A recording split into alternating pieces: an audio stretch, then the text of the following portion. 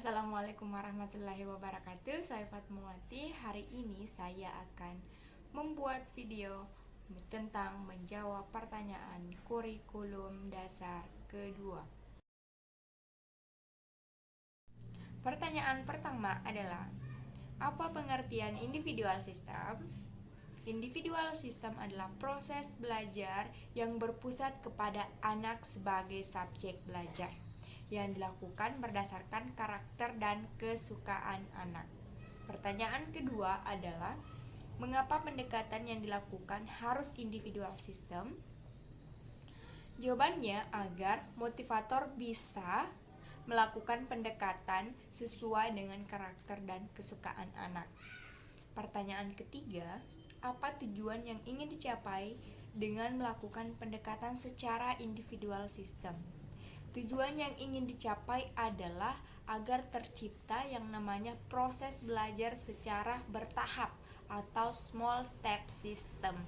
Pertanyaan keempat adalah, di Bimba, murid dan guru memiliki peran masing-masing. Sebutkan apa peran guru dan murid. Peran guru adalah sebagai fasilitator. Peran murid adalah sebagai subjek belajar. Pertanyaan kelima, apa perbedaan dengan metode individual system dengan classical system? Perbedaan individual system dengan classical system adalah, kalau individual system itu anak sebagai subjek belajar. Classical system, guru sebagai sumber belajar. Kemudian perbedaan yang lainnya, individual system materinya bervariasi, kemudian kurikulumnya disesuaikan. Sedangkan classical system materinya beragam dan kurikulumnya sudah ditentukan. Pertanyaan keenam, bagaimana cara yang dilakukan motivator agar dapat melakukan pendekatan secara individual system?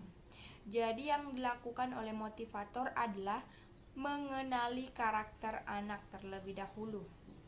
Kemudian mencari tahu kesukaan anak, minimal 3 kesukaan. Kemudian motivator memasuki dunia anak sesuai dengan karakter dan kesukaan anak didiknya.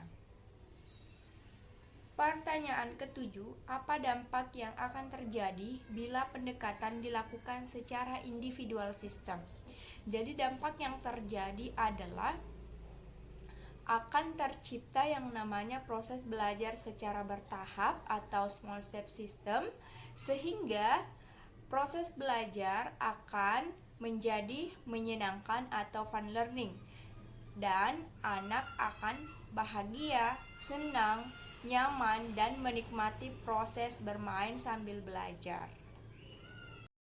Pertanyaan terakhir, apa dampak yang akan terjadi bila pendekatan dilakukan secara classical system? Dampak yang terjadi jika pendekatan dilakukan secara classical system adalah anak akan merasa bosan karena materi yang diberikan seragam, kemudian tidak sesuai dengan kesukaan si anak. Pertanyaan pertama, apa pengertian variation skill?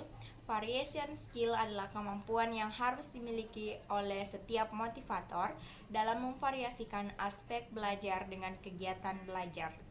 Pertanyaan kedua, mengapa kegiatan belajar harus divariasikan? Karena anak memiliki rentang konsentrasi yang rendah. Kemudian anak cepat bosan, anak mudah teralihkan jika melakukan suatu kegiatan.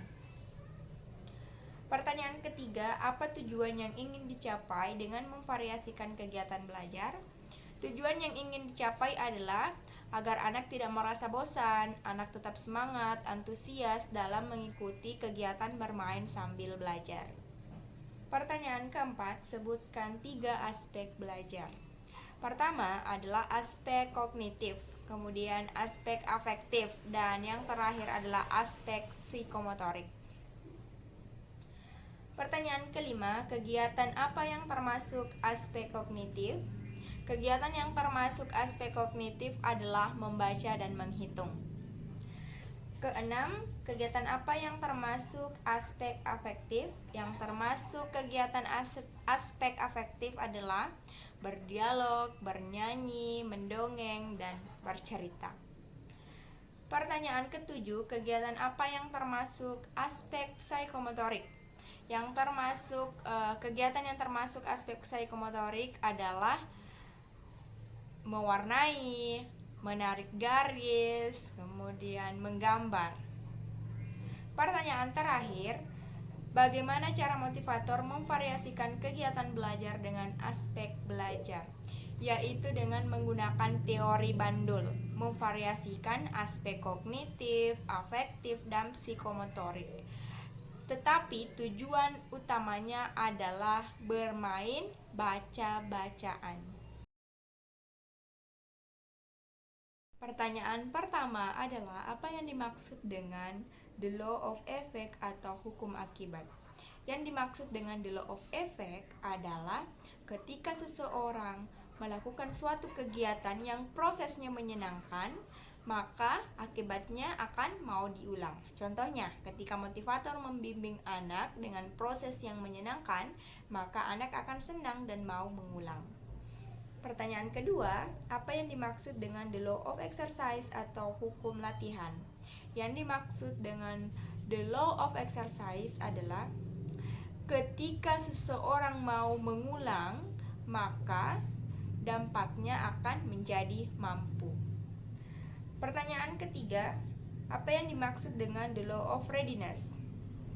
Yang dimaksud dengan the law of readiness adalah ketika seseorang semakin mampu, maka yang terjadi akan semakin siap dan terampil, dan prosesnya pun akan semakin menyenangkan, sehingga minat belajar anak akan semakin menggelora. Terima kasih. Wassalamualaikum warahmatullahi wabarakatuh. Salam Bimba, tetap semangat dan terus belajar.